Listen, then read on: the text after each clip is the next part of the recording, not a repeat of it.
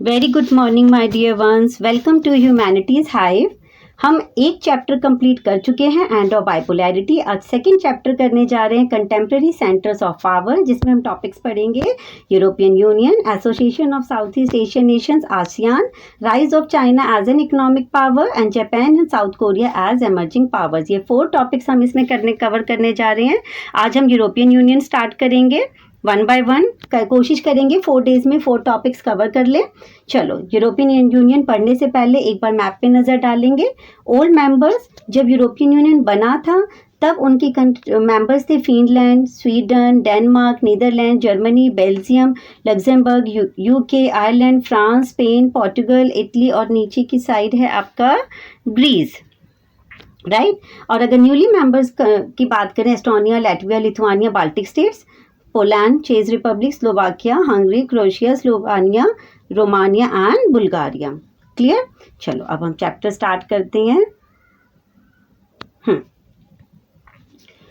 After the end of the bipolar structure of world politics in the early 1990s, it became clear that alternative centers of political and economic power could limit America's dominance. USSR के disintegration के बाद जब 2 super power block में से एक ही power block रह गया, that is USA, अब ये साफ नज़र आ रहा था कि ऐसी ऑर्गेनाइजेशन बनाने की ज़रूरत है जो कि यूएसए के डोमिनेंस को कम कर सके। Clear. Thus, in Europe, the European Union, and in Asia, the Association of Southeast Asian Nation ASEAN have emerged as forces to reckon with. और इनका सामना करने के लिए कौन सी 2 संस्थाएं सामने आई? EU and ASEAN. ये 2 important topic, very very important topic जो इस चैप्टर में हम कवर करेंगे। इसके अलावा चाइना, जापान ये भी करेंगे, बट ये बहुत इंपॉर्टेंट है। और यूरोपियन यूनियन और आसियान से क्वेश्चन जो बनता है, लॉन्ग क्वेश्चन में ज़्यादातर बनता है। EU and ASEAN have developed alternative institutions and convention that build a more peaceful and cooperative regional order and have transform the countries in the region into prosperous economies. ये संस्थाएं इसलिए सामने आई कि political, economically आपस में एक दूसरे को कोऑपरेट कर सके और इकोनॉमिकली डेवलप कर सकें, क्योंकि इन्हें कहीं ना कहीं लग रहा था कि हमारी जो प्रॉब्लम्स हैं वो कॉमन है और अगर हम एक साथ आ जाएंगे तो ज़्यादा तेज़ी से हम विकास कर पाएंगे और यूएसए जैसी कंट्री के डोमिनेंस को रोक पाएंगे और उससे compete कर पाएंगे। क्लियर। तो आज हम पढ़ेंगे European Union. Let's start. As the second world war came to be an end, many of Europe leaders grappled with the question of Europe. Second world war के बाद बहुत बड़ा क्वेश्चन था कि अब यूरोप की कंट्रीज़ को कैसे दोबारा से रिकंस्ट्रक्ट करना है, कैसे वो दोबारा से डेवलप होंगी। क्यों? क्योंकि सेकेंड वर्ल्ड वॉर आपका 1939 से 1945 तक चला और इतने सालों तक कंटिन्यू वॉर होने की वजह से इन कंट्रीज़ की जो इकोनॉमिकल कंडीशन थी वो बहुत ज़्यादा ख़राब हो गई थी। चाहे आप एक्सिस पावर की बात करें, चाहे आप अलायंस पावर की बात करें। एक्सिस पावर की बात करें तो वहाँ पे इटली एंड जर्मनी, और अगर अलायंस पावर की बात करें तो वहाँ पर आपका फ्रांस और ब्रिटेन, ये सारी यूरोपियन कंट्रीज़ थी। तो इन कंट्रीज़ की इकोनॉमिकल कंडीशन, सोशल कंडीशन बहुत ज़्यादा डाउन हो गई थी और सेकेंड वर्ल्ड वॉर के बाद ये बहुत बड़ा क्वेश्चन था कि इनको दोबारा से कैसे डेवलप होना है। ऐसे में यूएसए जैसी कंट्री सामने आई इन कंट्रीज़ को हेल्प करने के लिए कि हम आपको एड प्रोवाइड करेंगे फाइनेंशियली और इकोनॉमिकली, और जिससे आपका रिहेबिलिटेशन और रिकंस्ट्रक्ट आपकी कंट्रीज़ का हो पाएगा। क्योंकि कहीं ना कहीं अमेरिका को ये भी था कि अगर हम आगे नहीं आएंगे तो उधर से यूएसएसआर आगे आएगा इन कंट्रीज़ को हेल्प करने के लिए और यहाँ पे फिर कम्युनिस्ट गवर्नमेंट स्टैब्लिश हो जाएगी। ये बात अमेरिका के लिए ठीक नहीं थी। वो बिल्कुल नहीं चाहता था कि इन कंट्रीज़ में कम्युनिस्ट गवर्नमेंट स्टैब्लिश हो। इसलिए इन कंट्रीज़ को डेवलप करने के लिए ट्रूमैन डॉक्ट्राइन, मार्शल प्लान जैसी प्लानिंग सामने आई, जो कि अमेरिका की तरफ से दिए गए थे, अमेरिका की तरफ से प्रोवाइड करे गए थे। और ये कहीं ना कहीं यूरोपियन यूनियन जैसी ऑर्गेनाइजेशन जो कि 1992 में जाके बनी, उसकी शुरुआत थी यहाँ से, सेकेंड वर्ल्ड वॉर के बाद से। आप सोचो, सेकेंड वर्ल्ड वॉर के बाद से शुरुआत हुई, बट वो फाइनली कब बना? After the disintegration of the USSR. अब देखते हैं सेकेंड वर्ल्ड वॉर के बाद कैसे शुरुआत हुई। एक एक करके स्टेप बाय स्टेप किस तरीके से इसने अपने आप को एक्सपेंड किया और ये यूरोपियन यूनियन जैसी एक पावरफुल ऑर्गेनाइजेशन बनी 1992 में जाके। चलिए पढ़ते हैं। During the second world war the economic structure of Europe collapsed. Economic condition बिल्कुल खराब हो गई थी। The US president Truman stated that America should provide moral and financial assistance to countries whose political unity was endangered by communism. हम आपको economically financially पूरी तरीके से हेल्प करेंगे, ठीक है, पॉलिटिकली भी बिल्कुल पूरी तरीके से हेल्प करेंगे, क्योंकि कहीं ना कहीं यूएसएसआर का डर है कि वो यहाँ पे कम्युनिस्ट गवर्नमेंट स्टैब्लिश कर देगा। This policy came to be known as Truman doctrine. Okay, it was also felt that European economy needed recovery. Europe को इकोनॉमिकली भी डेवलप होना था। In 1947, American Secretary of State George Marshall presented an economic recovery program for Europe. Economic recovery program लेके आए, कौन लेके आए? George Marshall. It was a plan for American assistance in promoting European rehabilitation and reconstruction after world war second world war के बाद जो economical condition बिल्कुल down हो गई थी उसको दोबारा से रिकंस्ट्रक्ट रिहेबिलिटेट करने के लिए जॉर्ज मार्शल एक मार्शल प्लान लेके आए कि इसके थ्रू हम आपको economically financially moral aid provide करेंगे, आपको पूरी तरह हेल्प करेंगे जिससे आप दोबारा से डेवलप हो सको। This is called Marshall plan. The US also created a new collective security structure under NATO. NATO के बारे में पहले भी डिस्कस कर चुके हैं। 1949 में मिलिट्री अलायंस हुआ था कि हम आपको पूरी सिक्योरिटी भी प्रोवाइड करेंगे अगर आप नाटो के मेंबर बन जाएंगे तो। वेस्टर्न यूरोप की कंट्रीज ने नाटो के मेंबर्स बन गए थे। मैंने आपको एंड ऑफ बाइपोलैरिटी में पढ़ा चुकी हूँ। क्लियर, चलो दोबारा से डिस्कस करने की जरूरत नहीं है, ठीक है। नाटो मिलिट्री अलायंस कि हम सारे मेंबर्स एक हैं और हम में से किसी भी एक कंट्री पर अगर अटैक होता है तो वो हम सब पे अटैक माना जाएगा और हम सब मिलके उसके अगेंस्ट फाइट करेंगे। चलो उसके बाद देखो मार्शल प्लान से शुरुआत हुई।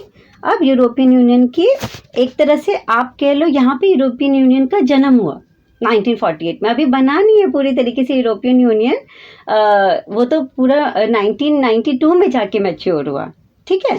OEEC the organization for European economic cooperation 1948 America की ही हेल्प से the organization for European economic cooperation OEEC was established in 1948 to channel aid to the West European states. Clear? किस लिए बनाई गई थी? ताकि वेस्टर्न कंट्रीज को हेल्प करी जाए economically. It became a forum where the western European states began to cooperate on trade and economic issues. क्यों बनाया गया था? ताकि वेस्टर्न यूरोपियन कंट्रीज आपस में एक दूसरे को, चाहे वो ट्रेड हो चाहे इकोनॉमिक इश्यूज हों, उनमें एक दूसरे को पूरा कोऑपरेट करें। द काउंसिल ऑफ यूरोप, देखो सब सारी चीज़ें स्टेप बाय स्टेप चल रही हैं। 1948 में आपका OEEC बना, the organization for European economic cooperation. उसके बाद the council of Europe was established in 1949 was another step forward in political cooperation. शुरुआत इकोनॉमिक कोऑपरेशन से हुई, लेकिन अब कोऑपरेशन बढ़ के पॉलिटिकल इश्यूज पे भी आ गया और इसके लिए क्या बना 1949 में द काउंसिल ऑफ यूरोप। देखो साथ के साथ लर्न करते चलेंगे, मैं बातों को बार बार रिपीट कर रही हूँ पॉइंट्स को। उसके बाद European economic community 1957 the process of economic integration of European capitalist countries proceeded step by step leading to the formation of the European economic community in 1957। फिर यूरोपियन इकोनॉमिक कम्युनिटी 1957 में बनी, कौन सी ट्रीटी के under? Treaty of Rome in 1957. This resulted in free flow of goods, man and capital from one country to another. जिससे trade अब और ज़्यादा खुले तरीके से होने लग गया। अब free flow of goods, man और कैपिटल का हुआ, जिससे कि सारी कंट्रीज आपस में मिलकर इकोनॉमिकली डेवलप हो सके, एक दूसरे को पूरा कोऑपरेट कर सके। जो भी ट्रेड को लेकर बैरियर्स थे उन सबको ख़त्म किया गया। आगे बढ़ते हैं। अब देखो किस तरह से इकोनॉमिक इश्यूज से शुरुआत हुई। उन्होंने कॉमन पार्लियामेंट भी बनाया जिससे कि हमारे जो पॉलिटिकल इश्यूज हैं वो भी हम एक साथ मिलकर सॉर्ट आउट कर सकें। This process acquired a political dimension with the creation of the European Parliament in 1962 और इन्होंने 1962 में एक कॉमन पार्लियामेंट भी बनाया जिसमें सारी मेंबर्स कंट्रीज मिलकर जो भी बिल पास करना होगा या डिसीजन लेने होंगे पॉलिटिकल और सोशल इश्यूज को लेकर वो करेंगी। यूरोपियन यूनियन, अब देखो स्टेप बाय स्टेप, अब आएंगे हम यूरोपियन यूनियन पे। सबसे पहले क्या बना, एक बार फिर से मार्शल प्लान से शुरुआत हुई। 1948 में आपका the organization for European economic cooperation बना। उसके बाद काउंसिल ऑफ यूरोप 1949 में, यूरोपियन इकोनॉमिक कम्युनिटी 1957 में, फिर 1962 में यूरोपियन पार्लियामेंट बना और अब जाके 1992 में European union. The collapse of the Soviet block put Europe on a fast track and resulted in the establishment of the European Union in 1992. Soviet union का disintegration हो गया। अब यूरोप जो था और ज़्यादा फास्ट ट्रैक पे आ गया और उसने मास्ट्रिच ट्रीटी के अंडर 1992 में यूरोपियन यूनियन की स्थापना कर ली। The European Community members met at Maastricht, Netherland का एक शहर है, to sign the treaty on European Union. Maastricht में यूरोपियन इकोनॉमिक कम्युनिटी के मेंबर्स ने साइन किए और यूरोपियन यूनियन की स्थापना करी। The European Union is the most perfect example of regional economic and political integration का बहुत अच्छा एग्जांपल है क्योंकि इस संस्था ने अपने पॉलिटिकल इकोनॉमिक इशू एक साथ सॉर्ट आउट करने के लिए ये संस्था बनाई। The foundation was the laid for a common foreign and security policy, cooperation on justice and home affairs and the creation of a single currency. इनकी common foreign और security policy भी है, हर फील्ड में एक दूसरे को कॉपरेशन कर रही हैं, होम अफेयर्स हो चाहे जस्टिस की बात हो, और सिंगल करेंसी की भी बात करी कि हम लोग एक कॉमन करेंसी का यूज़ करेंगे जिससे और ज़्यादा ट्रेड के बैरियर्स ख़त्म हो जाएं और मॉनेटरी एक स्टेबिलिटी आए। आगे बढ़ते हैं। जो ऑब्जेक्टिव ऑफ यूरोपियन यूनियन, अब तो समझ में आ गया होगा क्यों बनी थी यूरोपियन यूनियन। इकोनॉमिक इंटीग्रेशन के लिए बनी थी, एग्रीकल्चर इंडस्ट्री में मोर प्रोडक्टिविटी के लिए बनी थी, free flow of goods person and capital from one country to another, जितने भी रिस्ट्रिक्शन थे उनको ख़त्म किया गया। मॉनेटरी स्टेबिलिटी के लिए यूरोपियन यूनियन बनाया गया bye means of a single currency, उसके लिए सिंगल करेंसी का भी यूज़ किया गया, euro and a European central bank, एक कॉमन बैंक बनाया गया। A common foreign and security policy, अगर सिक्योरिटी के लिए भी ये एक साथ आ गए कि हम सबकी एक कॉमन फॉरेन और सिक्योरिटी पॉलिसी होगी to ensure a lasting peace in Europe, bridging the gap between rich and poor regions in Europe. और यूरोप के जो कंट्रीज़ हैं कुछ ज़्यादा रिच हैं कुछ ज़्यादा पुअर हैं तो उनका गैप भी कम हो। Next topic, influential role of the European Union, its economic political and military influence. अब तक तो आपने ये पढ़ा कि यूरोपियन यूनियन बना कैसे, वो स्टेप बाय स्टेप हम पढ़ चुके हैं, बट अब कैसे यूरोपियन यूनियन एक इन्फ्लुएंशियल रोल प्ले कर रहा है।